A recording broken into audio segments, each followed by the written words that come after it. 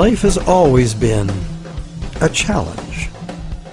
When one has a problem and wishes to solve it, first one must determine what is the root cause of the problem. Simple problems have simple solutions. Complex problems are, well, more complex. An obvious problem with our current financial system is that it rewards greed and corruption. Greed and corruption seem to be everywhere. But are greed and corruption the root causes of the problem, or are they the result of the way the system is built? Logically, one should first ask, are there built-in reasons why the system works the way it does? And if there are, can they be built out?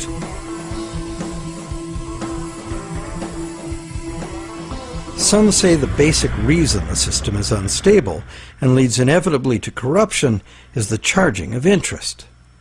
As explained earlier in this series, in our current bank credit as money system, the principal amount of a bank loan is simply created from the borrower's promise to pay back the principal plus interest in money. But the money to pay the interest is not created. The obvious but untrue conclusion is that it would therefore be mathematically impossible to pay off all debts. Many who call for money reform call for the abolition of interest as the solution to the problem. But is interest really the problem? Yes, there would be a serious mathematical shortage if all loans were concurrent and had to be paid back in one lump sum. That problem might apply to gangland loans and sometimes to farm loans, but that's not how the banking system works in general. Bank loans usually get paid back in a series of payments over a period of time, and for good reason. Money is both a stock, the amount in existence at any one time, and a flow, the transactions over time that the money is used for. Flow works like this. If I, the rich guy, lend you $1 and that was the only dollar in existence, the stock, could you pay me back $100? Well, if it had to be paid in one lump sum, no. That other $99, the interest on the loan, would be impossible to pay. It would be impossible to pay even in $2 payments, because there is only $1 in existence. But if I let you pay me the $100 in $1 payments, magic happens. In fact, in $1 payments, you could pay me back any amount of interest if you lived long enough. The only condition required to make full payment of a $100 debt with only $1 in existence is that I give you the opportunity to earn or otherwise get that dollar back each time you pay it to me. This is the flow. And by means of the flow, the same dollar can be paid any number of times and becomes effectively many dollars, all legitimately representing the work done to earn them. It is always the work, the real value, that pays the debt and gives the dollar its value, not the dollar itself. The relationship in our example is dreadfully unequal because the man with the money has enslaved the man without it, just like the real world, some would say. But a simple loan at interest need not produce a shortage of money or cause unpayable debt if flow is 100%, as in our example. Flow is the real measure of economic activity. It's much more significant than the stock in a money system as it multiplies the effective money in circulation. Given that today we use an exclusively debt money system, what is flowing in all these transactions is credit or promises to pay money. This credit is ultimately nothing more than the promises of borrowers to pay this credit back, usually according to a time schedule and usually with interest added. To pay this credit back, most of us will have to work and earn it by being productive. So, therefore, the real value of the money that flows in our economy today is created by our promises of future productive work. We take a loan in order to have something now rather than later. We agree to pay interest on into the future, thus reducing our future spending power, often by more than the amount of the original loan. However, with an understanding of flow, we see that there's no intractable arithmetic problem with the charging of interest. The problem is a social and systemic one. Lenders have neither obligation nor incentive to spend all their interest income so that the borrowers can earn it again and again. In fact, money lent once into existence is lent as existing money a second and a third time in expectation of more gain. The problem is basically one of incomplete recycling. Where money needs to be spent, earned, and used to extinguish the debt that created it, it is instead lent or invested for gain. In other words, money that must be extinguished is, instead, expected to grow forever.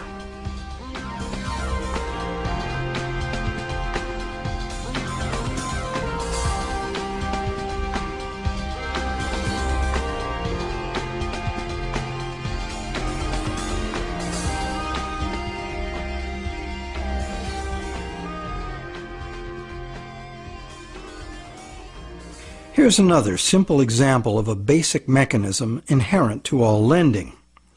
Let's say I lend you $100 and you spend it into circulation. It eventually ends up in the possession of someone who doesn't need to spend it and decides to lend it instead. Now once again, let's say this is the only $100 in existence. So you have to borrow it from the secondary lender in order to pay off your debt to me. But now you have to borrow it from me to pay the secondary lender. This twice-lent money has become a perpetually unpayable debt. This debt can never be extinguished, nor even reduced without a default. Notice that interest doesn't even enter into this equation. The problem of perpetual debt remains, interest or no. And even if the money itself is of intrinsic value, like gold or silver, or if it is issued by governments as cash, twice-lent money creates perpetual debt exactly the same way.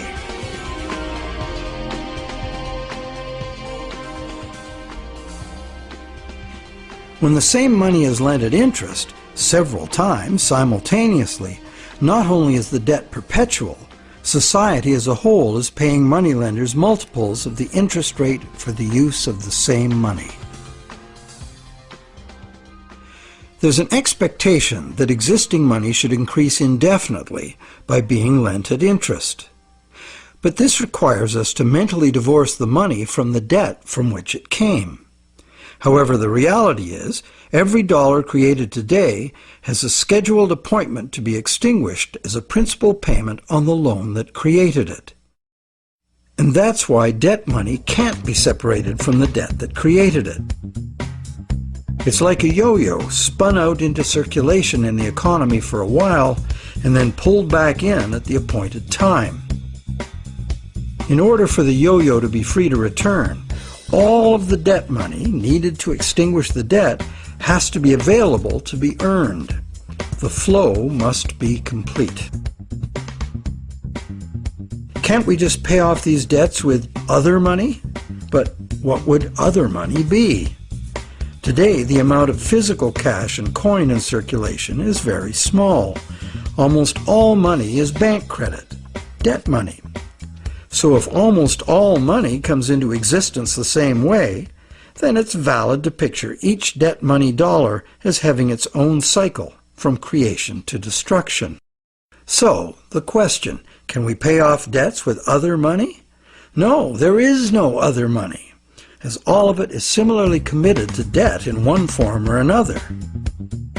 Therefore, the only way to ensure current payments can be made is to constantly increase the total amount of money in the system. But more money in a debt money system means more debt, so the debt hole in reality just deepens. Since debt is money in this system, it creates the fantasy of wealth for a while, but fantasies must come to an end. The day of reckoning can be pushed back, but only by passing the debt on to generations yet unborn, which is precisely what we are doing now. Government debt piles up endlessly. Corporate debt piles up. Consumer debt, too. As long as total debt keeps increasing, the system can stay ahead of the debt monster.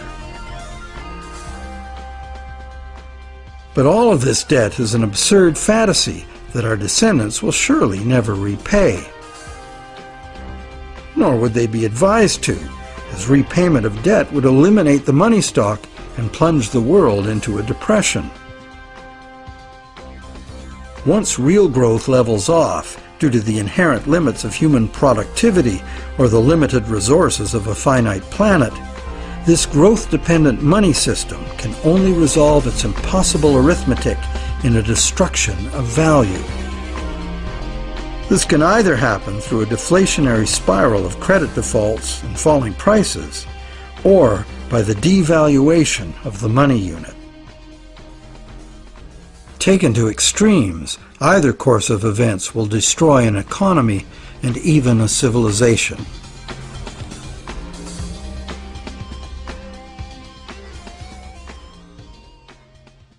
The only other choice is debt forgiveness. In the ancient world, a regular debt jubilee, society-wide forgiveness of debts, was a common practice to deal with these unavoidable problems with lending.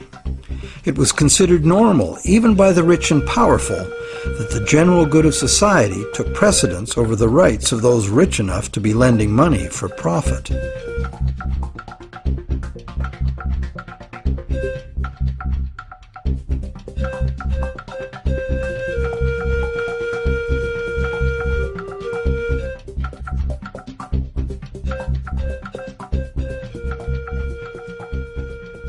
Some say that the money system's problems would be solved if we returned to using gold for money, or silver, or some other limited or hard commodity like oil or energy in general.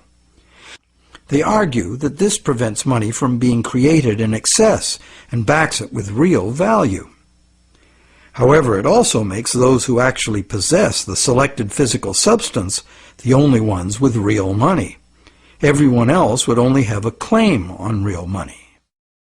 For instance, gold.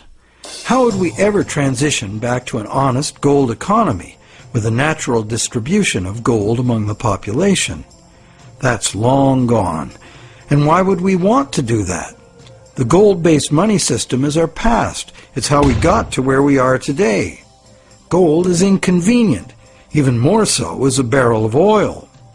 Therefore, whether gold or oil or kumquats, trade will be carried out in promises.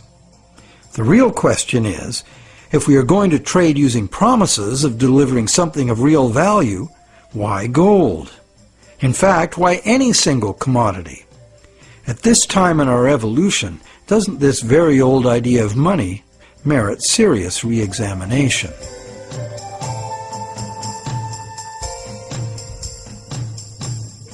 It can be argued that our current elastic debt money is backed by real value, every bit as meaningfully as gold. That's because money, most of which is created as mortgages, represents the value of the assets pledged as collateral. So is bank credit money actually a claim on the real estate pledged to create it? Not directly. Bank credit money can be a claim on anything. Now, anything includes the real estate pledged as collateral, so it can be a claim on the real estate that was pledged to create it. So how is a promise of real estate any less valid than a promise of gold? Both gold and real estate can change value relative to other commodities. Neither is a permanent standard. In fact, there can never be a permanent standard of value because value is always subjective and variable.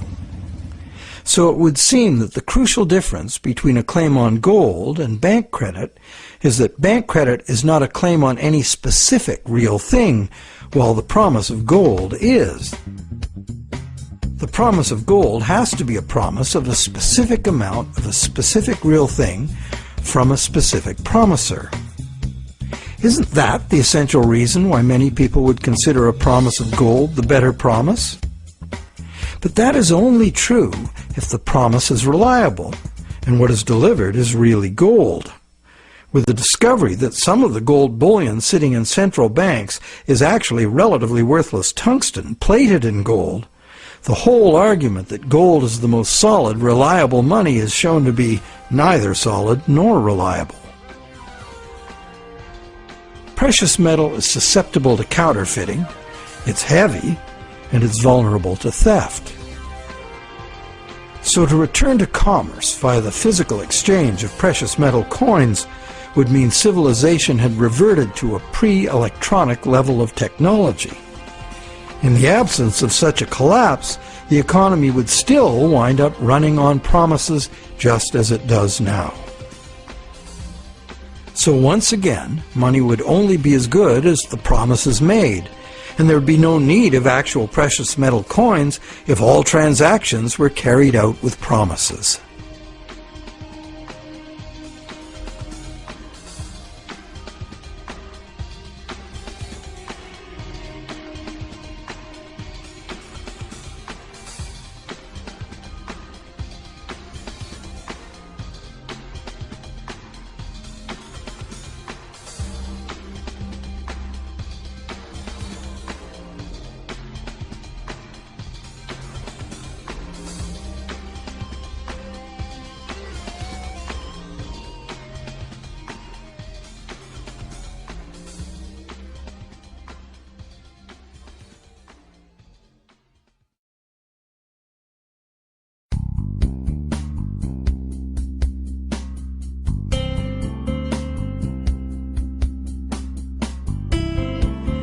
The fundamental question is, what does the need for money to enable trade have to do with the amount of some shiny metal there is, or the amount of any single natural resource or commodity, or real estate for that matter?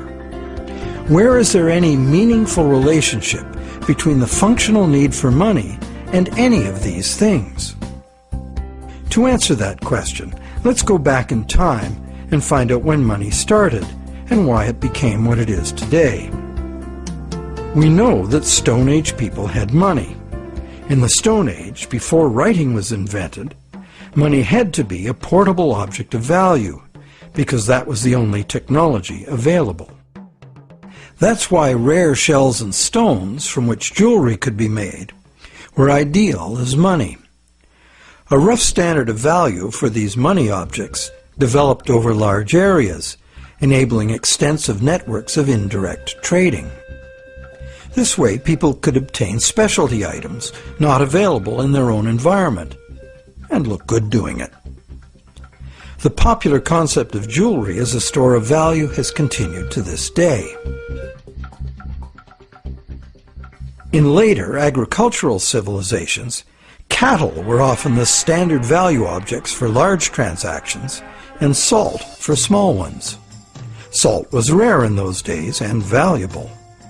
Roman soldiers were paid in salt, thus the term salary, meaning payment for services.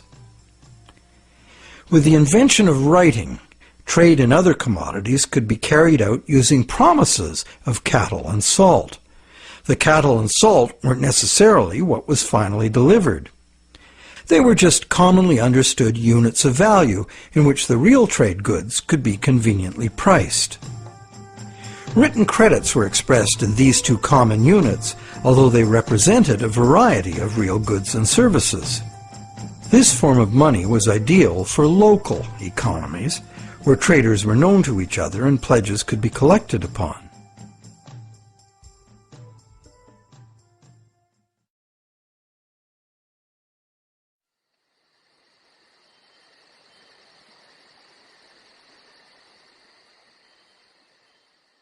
Agricultural surpluses allowed some people to leave the farming to others and specialize in particular crafts. This resulted in improved skills and better tools, and that led to further gains in productivity. This specialization of labor required increased trade, as more people opted to produce a single item of enhanced value. They would then need to trade their specialty for the broad spectrum of necessities that past generations had produced for themselves. But direct barter was inefficient. So more trade led to a greater need for money. Over many centuries, various forms of money were tried. Eventually, gold and silver coins proved to be the most useful money objects because they were conveniently portable and similarly valued across large areas of the civilized world. They were also easily standardized for weight and purity, and did not require enforcement of value by some authority, nor redemption in goods from someone far away. Thus, for very good reasons, gold and silver became the universally successful international currencies, accepted as final payment of debt almost everywhere.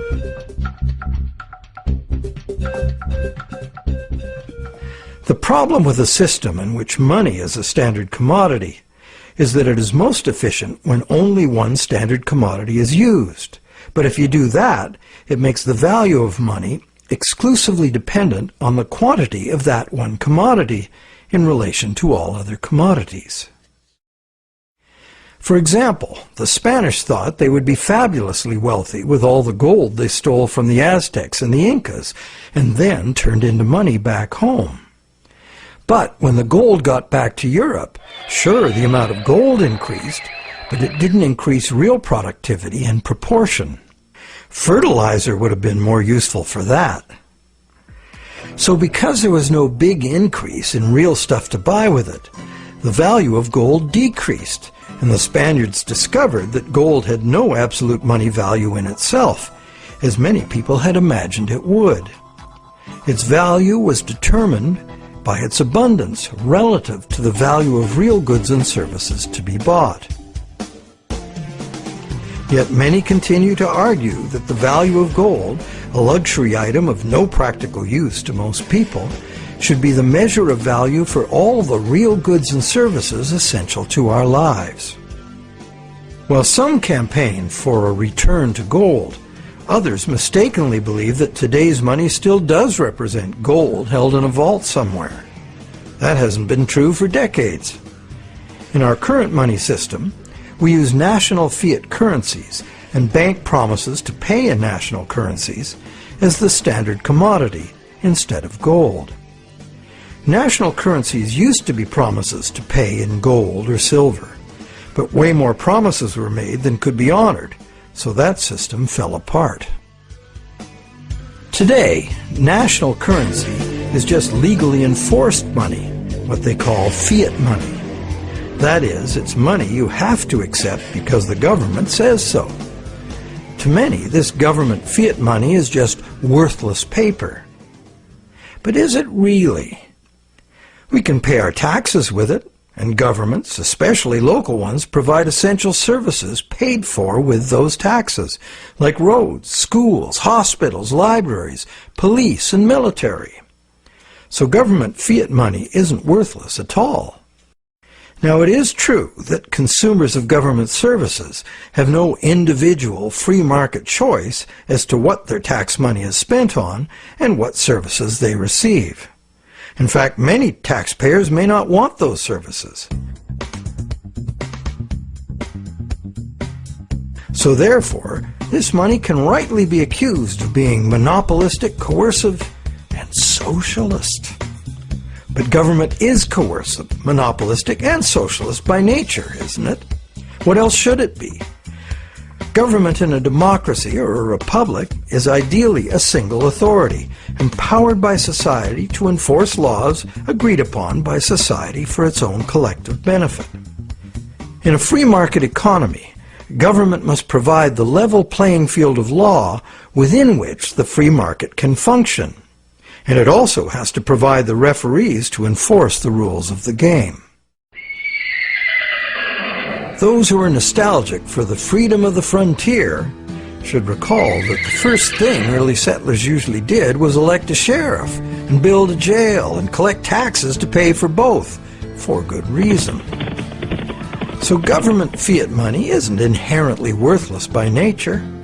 Governments at all levels offer vital services in exchange for it. It only becomes worthless when government creates too much of it, which it often does, and for the worst reasons.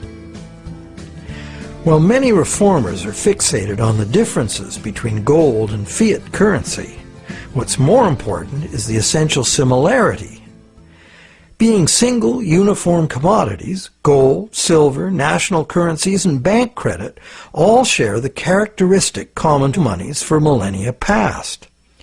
The more money there is, relative to the real things available to buy, the less the money unit is worth. Thus, the total quantity of money in circulation is extremely important to maintaining the general price levels. And today, this quantity is largely determined by the demand for new money to purchase real estate and speculative equities. This makes the supply of money for general trade particularly vulnerable to real estate and stock market bubbles.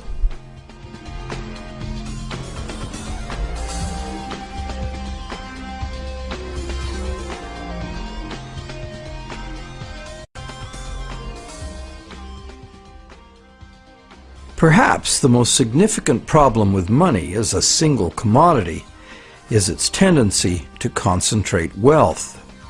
Those who have no money must get it from those who have it to lend. Anyone with extra money can lend it at interest, and if, rather than spending all of the interest, they add any of it to their lending capital, they will accumulate even more money to lend. One reputable study counted all the ways we pay interest, directly on our own debt and indirectly in prices and taxes for corporate and government debt. This was compared to the interest we earn from all sources. This study found that only the richest 10% come out ahead. The next 10% do little better than break even, and the remaining 80% pay more than they receive, the poorest losing out the most. Now, in our current bank credit system, money is created as debt to banks. This debt is required to be repaid to the banks in money, either fiat cash or bank credit. Therefore, the ability of all borrowers to repay depends on the availability of fiat cash or bank credit. The supply of fiat cash is controlled by the nation's central bank, but fiat cash makes up only a very small proportion of money. Usually about 95% of all money is bank credit. And who controls the availability of bank credit? The banks? Well, on the one hand, what the banks can do is constrict the supply of credit any time they want to, with high interest rates or by just not granting loans. On the other hand, the banks can lower interest rates and encourage borrowing, but they can't expand the money supply unless borrowers are willing to borrow. If cautious and reliable borrowers are in short supply, banks must take bigger risks, as interest must be paid to depositors and banks cost money to run. The bank credit money supply is, as they say, highly elastic. And because it's based on the willingness of borrowers to borrow and the reliability of borrowers' credit, it is vulnerable to both rapid expansion and drastic shrinkage. Also, everyone is legally obliged to pay in money. Now, money in reality is just an accounting of debt, and accounting follows strict rules, so the whole situation is governed by inflexible numbers. That's why a sudden shrinkage in the money supply caused by some defaults has the inevitable follow-up effect of causing more and more defaults and even more shrinkage of the money supply. This self-reinforcing downward suction leads us into economic collapse and the economic and social absurdity of unemployed, dispossessed people camping outside their empty, vandalized homes. And what does the government do about it? It loads bankrupt taxpayers with astronomical fantasy debt that will never even be reduced, never mind paid off.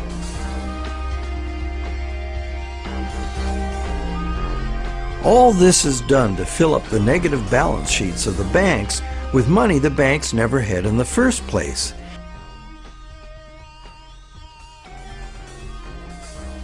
And then they use it to pay themselves obscene bonuses. Life is good for those who know how to play the system.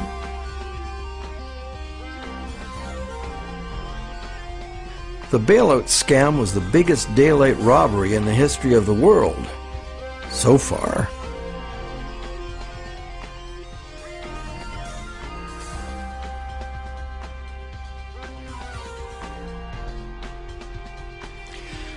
All of these tendencies of the money as commodity system are features of the system itself. The greed and corruption comes in as those who understand the system profitably surf the inevitable waves of boom and bust. Those who understand the system know what's coming and even precipitate it when the time is ripe for them to take advantage of disastrous mass events for their personal and political gain. But it's the structure of the system itself which gives them the opportunity.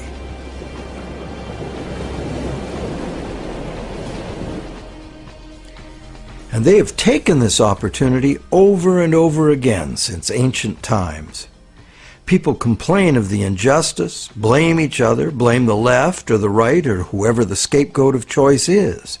But they never really catch on to the reasons this keeps happening. That's because most of us shy away from trying to understand the true nature of money and of freedom. The basis of freedom is essentially the freedom to exchange goods, services, ideas. If you create something in proven demand, you and only you should have the right and the freedom to create and spend the credit money needed by someone to buy it.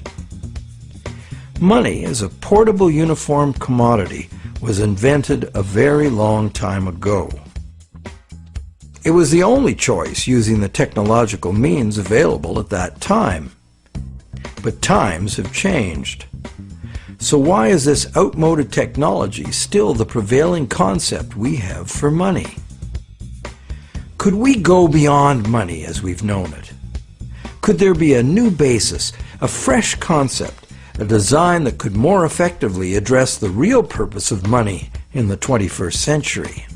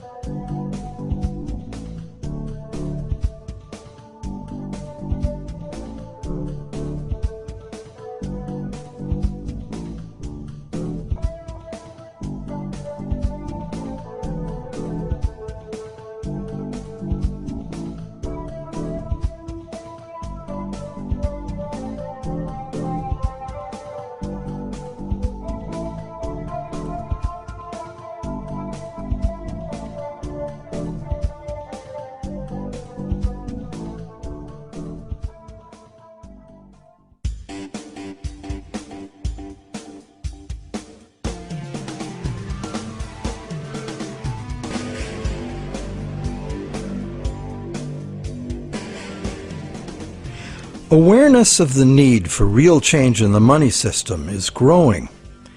But what direction to take? What exactly is the problem, and how can it be solved? The safest and only real choice, many people argue, is to return to gold, or a gold standard, because this worked for millennia in the past.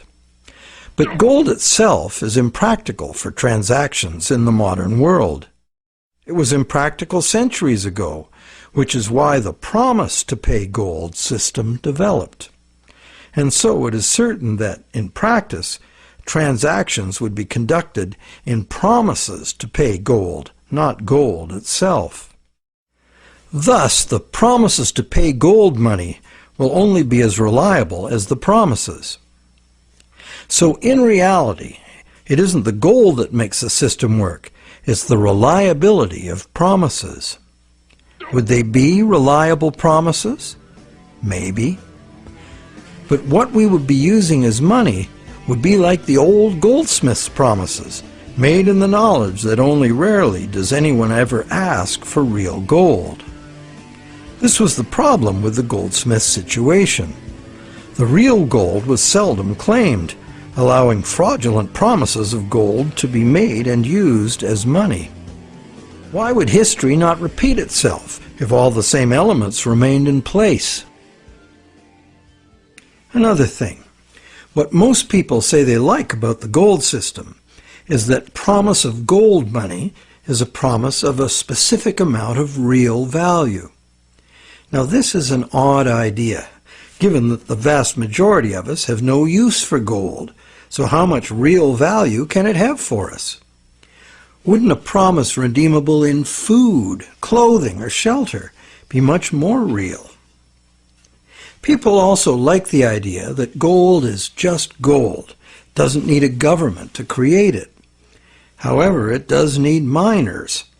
In a gold money system, mining discoveries, jewelry making, industrial use, hoarding, and counterfeit bars of gold-plated tungsten would all influence the money stock. What on earth does any of that have to do with the need for money for trade? Lastly, gold as money is a single uniform commodity, manifesting all the inherent mathematical defects of lending demonstrated in part 1 of this movie. Being a coin with intrinsic value doesn't make any difference. A lot of gold and silver's appeal comes from a belief in an oversimplified version of history. People assume that coins were invented to standardize the inherent value of the metal they contain. This is true, but right from the beginning, some of the earliest coins were created based on a diametrically opposed idea. This was done because the rulers at that time foresaw the inevitable negative consequences of using limited supplies of precious metals as money. Therefore, they chose to avoid that route. Instead of precious metals, these rulers struck coins of iron or copper and defined their value by decree.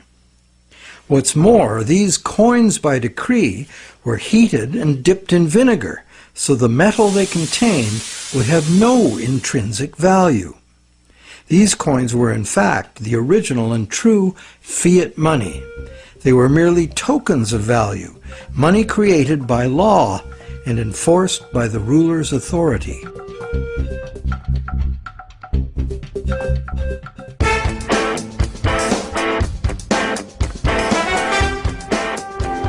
Pure fiat money is the other main idea favored by money reformers. They would restore fiat money to its true status as a national government monopoly on money creation. This current of money reform, in stark contrast to the gold advocates, insists that true money is fiat money by authority of the state. This money is to be simply spent into existence as a promise by the state to accept the same money back in payment of taxes.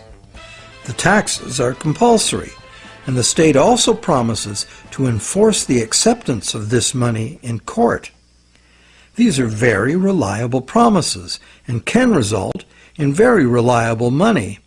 if not abused. The problem these fiat money reformers have with the current system is that government has given away this power to private bankers and is now borrowing at interest money it could create itself with a few keystrokes, just like the banks do. This results in a massive unpayable national debt on which interest will forever be paid. This ever-growing national debt expands the money supply when new money is created by the central bank to buy more government debt. And the interest burden, passed on through taxes, adds to the cost of almost everything we buy, one way or another. In contrast to money being created as national debt, fiat money, simply spent into existence, would save the taxpayers immense sums of interest. It would free future generations from impossible debt, and it would forestall the tendency to inflation because the money supply would not grow forever with the national debt, as there would be no national debt. In the fiat money system, taking fiat money out of circulation by means of taxes preserves or restores the value of the remaining money in circulation. Not taxing it back sufficiently would devalue it. Understanding the proper use of government fiat money is a revelation. If you can charge prices or taxes for something in the future, you can issue that much new money now, because it is your valuable services to others and the reliability of your promises that create the real value of any money. The government can honor its promises to accept its money back in taxes, and it will make your debtors pay you in government fiat money if you take them to court. These are good reasons why government-issued money works now, and why it would work if governments just self-issued this credit instead of borrowing it from banks. But in this pure fiat money system, the money supply must still be determined by central authority. Therefore, the money supply is still limited, monopolistic, and managed from above. They have the power to create money, and you have to get the money from them. They also have the power to create way too much money and spend it on wars and other unproductive activities without the approval of those whose productivity gives that money its value. In the current system, these inflationary debts are now beyond absurd, threatening to crash the entire system and drag the whole world into chaos. To save themselves, governments are now laying impossible claims upon the productivity of generations yet unborn, a truly hopeless cause given the overall world situation. Witnessing government performance to date, many people believe that returning the full power to create money to corrupt, incompetent politicians would not only fail to solve our problems, it would be the height of insanity. It would really all depend on the quality of the people in government. Fiat money reformers believe there would have to be a substantial revolution in government to wrest this power back from the banks. Therefore, they believe it would be reasonable to expect that honest and competent people with a sincere concern for the public good would be in charge. But, good guys or bad, we would still be dependent on some distant someone else to maintain the value of our money. And they would have 1,000 pressures and temptations to enrich themselves by not doing so. And like gold as money, government fiat money is a single uniform commodity, manifesting all the inherent mathematical defects of lending at interest and twice lent money. Once the government creates the fiat money, and it goes into the banking system to be lent at interest, the problems created in the current system will continue as before. So, this pure fiat money idea might be very useful in rescuing governments from their own hopeless financial positions, and it is a limited example of the self-issued credit principle being advocated here. But pure fiat money would not address the root problems inherent in the math of lending, unless the principle were expanded beyond government. Advocates of pure fiat money like to claim it is money created by law, as if it were independent of economics. But if new fiat money were just spent into existence year after year without being removed from circulation as taxes, it would become worthless. What these fiat reformers tend to ignore when quoting history is that in ancient money created by law systems, the prices of critical commodities were also dictated by law. In fact, the value of money was defined by the ruler as so much of a certain commodity. Charge more or less for the designated commodities and it could be off with your head. Today, price controls like this could only be achieved in a self-isolated and totally bureaucratically controlled economy like Soviet communism.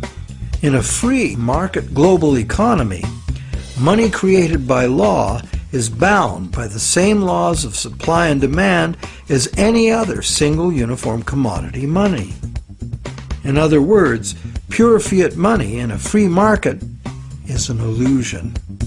There's no such thing.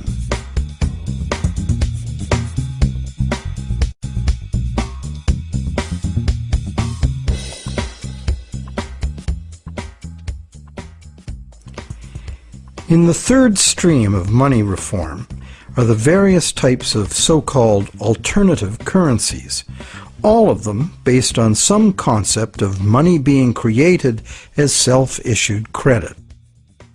Many examples of such systems exist today all over the world. Some are very successful business-to-business barter networks, in which businesses create product credit money to use among themselves, independent of banks and government, and usually interest-free. Such systems are tolerated, and in Switzerland the existence of the Weir system is generally credited with stabilizing the banking system by expanding when the conventional system contracts and vice versa. But in the past, when they became too successful, alternative currencies were usually suppressed by the banking system or even outlawed by government. So, active suppression is the most significant external problem.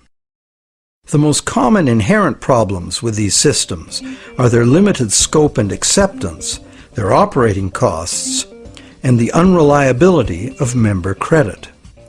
What the conventional banking system provides, worldwide reach, affordability, credit checks, and debt enforcement, are the necessary services that are usually inadequate or prohibitively expensive in the alternative systems. Once the small group of idealistic and honest originators are joined by members exhibiting the full range of human behavior, alternative systems discover they must deal with cheaters. Some are deliberate cheaters, others just not too conscientious about their debts. And at the opposite end of the spectrum are the hyper-conscientious people who won't issue credit because they are afraid they won't be able to fulfill it. A self-issued credit system cannot work if the members are afraid of issuing credit. And that is why it makes far more sense that government and essential industries like farming, forestry, mining, manufacturing, and construction should be the main and widely accepted sources of self-issued credit, not vulnerable individuals trading haircuts for pottery. However, we are talking about creating a truly liberated system of exchange.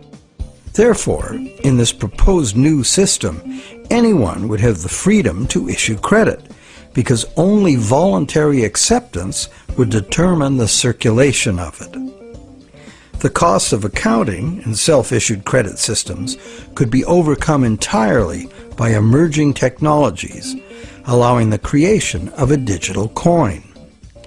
Digital coins could be passed from one owner to another, peer-to-peer, so that no bookkeeping and no third-party involvement, like banks or PayPal, is required.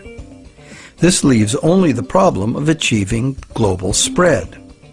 Thanks to technology again, this could now be achieved at little cost and at the same rate and with the same ease that the existing social networks like Facebook and Twitter have spread. So there is a positive answer to all the questions we have posed in this movie. And there is a solution that has the potential to unite the three seemingly conflicting schools of money reform into one cohesive movement for fundamental monetary change. Because, when examined closely, be it gold, tax receipts, or someone's goods and services, all three schools of money reform are really calling for the same thing: money that is redeemable for something specific from someone specific. Once one comes to that realization, it becomes obvious that self-issued credit for the full range of goods and services in demand would necessarily include gold, silver, and government tax receipts, as these are also things in demand. We just need to look beyond obsolete beliefs to see the heart of the situation. The all-inclusive self-issued credit system, the basis for almost all so-called alternative currencies, could contain within it both the precious metal and the payable for tax models of money without any contradiction.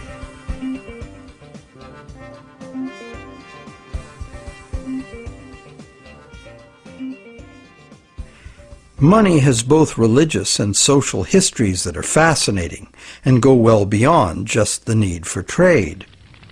But for our practical purposes in this presentation, money is the invention that overcame the limitations of direct barter. Money is, therefore, a technology, a way to solve a problem. Most of us would agree that we have a problem with our money system.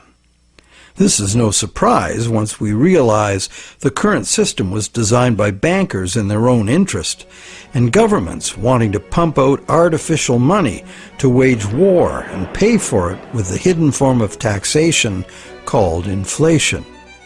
It was not a well-thought-out project of mathematicians and engineers seeking to create a money system for the general benefit of humankind. There are now many people, including mathematicians, engineers, and even cartoonists, trying to rethink money as the need to do so becomes obvious. In this presentation, we've proposed that we return as close to direct barter as we can, because doing so would anchor the money system directly to the real-world things we want to exchange. The destructive flights of fantasy money that have brought the current system to its breaking point would not be possible. Self-issued credit is not a new idea. It is, in fact, an idea as old as numbers and written record-keeping. That is very old. However, only with our new technologies can it finally achieve its full potential as an international medium of exchange. And this transformation is already underway.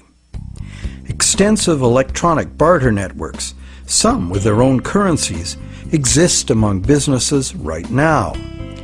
These could grow into a new global money system. In Canada, Canadian Tire money has been a self-issued credit for goods currency for decades.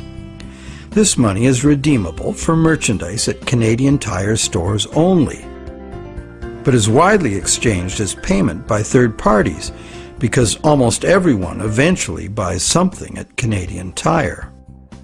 Like air miles and other bonus point systems, it is only a customer reward program at present. But anything that can serve the purpose of money can be money. Private enterprise self-issued credit money already exists in several forms all over the world, and more private enterprises are going in this direction. Money becomes money by acceptance. So one could say, The path to freedom lies before us if we can only accept new and broader ideas of what money is. Looked at logically, why wouldn't a legally binding contract for delivery of specific goods and services from a specific supplier be much more acceptable as a medium of trade than the much abused government bank monopoly money we are using now? And does it not seem natural and logical that the source of money should be the same as the source of real wealth, the productive members of society? And does it not seem natural and logical that the value of anyone's credit should be determined solely by their own proven success at living within their means, no one else's? And does it not seem natural and logical that the value of what we have earned with our work and productivity should not be susceptible to being destroyed or stolen by the gambling of some very greedy people? We hope that watching the Money as Debt series has given you insights into why our money system functions the way it does. We also hope that we've demonstrated how a return to gold or a switch to any single uniform commodity as money does not solve the fundamental problems with money. Manipulation of single commodity money has milked productive people of their life energies and prosperity for millennia. That this predatory wealth extraction system could soon take the form of a single global bank emerging as an unaccountable big brother world dictatorship should concern everyone. We hope you're encouraged to do your own thinking about money, a subject that has been ignored and misunderstood by the public for much too long, to our great disadvantage. And, not to criticize without offering an alternative, we have, in this final movie of the series, offered a comprehensive and detailed picture of how a radically new economic system might work if interest-bearing product vouchers were the medium of exchange, thus eliminating money as a commodity in itself. Instead, money would be a global measurement unit like minutes, meters, and tons. The existing physical situation on this planet is not sustainable, and the number one technical obstacle to doing anything serious about it is the current growth-addicted money system, which is itself unsustainable. The crisis is upon us. If you'd rather think about solutions than despair about the problems, think about taking back our money power with self-issued credit. Join with others who realize the need for radical change and spread this knowledge and understanding as fast and as far as you can. The masses of people must take upon themselves the responsibility to wake up, realize our power, and create something better.